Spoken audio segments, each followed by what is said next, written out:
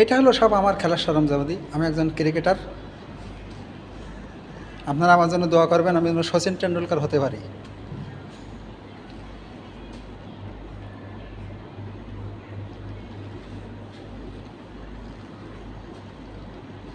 এটা হলো জিমনেশিয়াম, আমি এখানে জিম করি।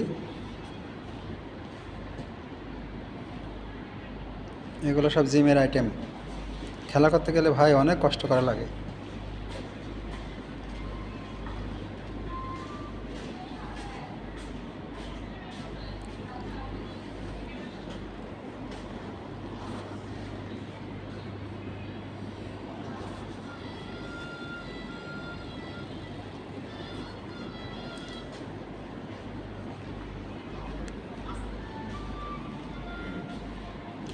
আপনারা শুধু খেলোয়াড়দের গালি দেন, দেখছেন?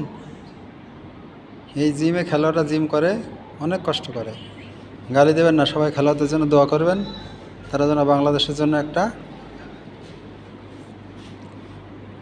বিশ্বকাপ ট্রফি জিততে পারে।